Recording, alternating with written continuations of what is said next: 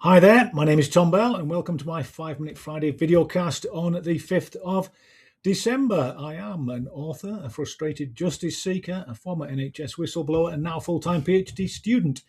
I'd like to talk about Hillsborough today. So we have the latest report into Hillsborough, long line of many you might say. 366 pages released at the start of this week, conducted by the IOPC, or Independent Office for Police, blah, blah, blah. Police conduct. Nothing really independent about it, but that's another story. And I looked through it and I searched for the word. Yes, I skim read it, but I didn't read all 366 pages. Who would do that? But I word searched it for the word culture, because a culture is the most important aspect of any organisation. Ask anybody that's worked in a small or a large company, especially a public sector company, what dictates people's behaviour, what shapes their responses, what shapes their actions, and they'll tell you it's the culture. If they don't tell you it's the culture, they've either got it wrong or they're fibbing, yeah? Culture is everything within an organisation. But the 366 pages of the IOPC report into Hillsborough, they don't mention that word once. There isn't a single reference to it. And I was flabbergasted by that, because I kind of came to the conclusion, right, that what they've done is they've reached this point where they've said, oh yeah, people, maybe did some covering up and it was a bit defensive and it was a bit this and it was a bit that. But there wasn't a conspiracy, there wasn't collusion, there wasn't evidence of collusion or conspiracy. But there was some disjoined, disparate covering up going on. But by not mentioning culture, they've deliberately missed out the most important piece. And that is that if you're in a culture like a public service, especially, South Yorkshire Police Force, let's be honest, not particularly great track record, you don't need a memo to tell you to cover things up.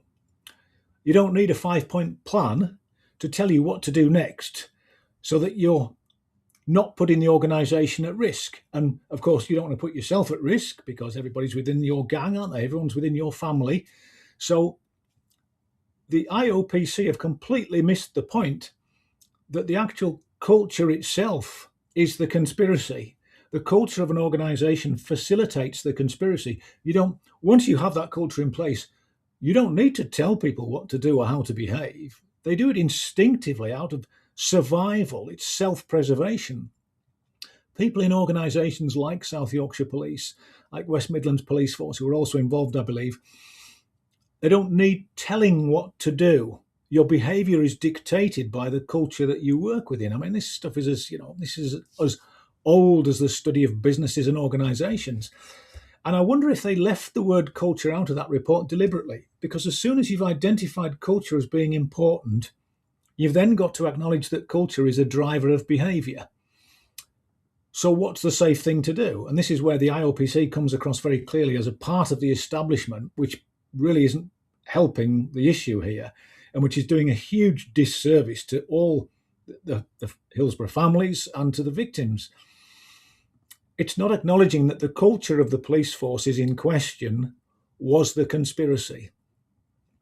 And I just found that kind of staggering, also insulting, probably not unexpected, to be fair, because, these organisations, they never really get under the skin of issues, do they? But what I would ask you is, if you look at any other investigation that's been done into any other scandals, tragedies that have occurred, whether they be in private sector organisations like Enron and others like that, whether it's Oxfam or the Co-op or the Volkswagen emissions scandal, the references to culture are leaping off the page. They're everywhere, yeah?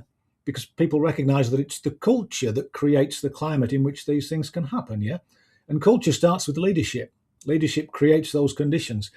So I just thought it was a bit of a cop-out to say that, well, there was no real evidence of conspiring or covering up, but, there was a bit of this and there was a bit of that, and, yeah, no real conspiracy going on here. It's almost as if they were excusing this lack of humanity that was displayed by many people, and they're excusing the organisation in defending itself at the expense of the people that it was supposed to be serving, putting its own reputation ahead of the public. I mean, I think that's pretty unforgivable for a publicly funded public sector organisation. So, defensive by design, really, that would have been the title of the report for me.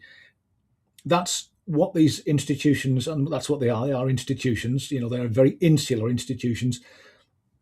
That's what they are. They are defensive by design. So you don't need, as I say, you don't need to create that plan or send that memo to everyone saying, we're going to conspire about this. Yeah, here's the message. You don't need that. And that's the beauty of having that culture in place. If that's the kind of organization that you want to run, you already have that culture in place, which allows you to do these things without ever having to explicitly tell people what to do.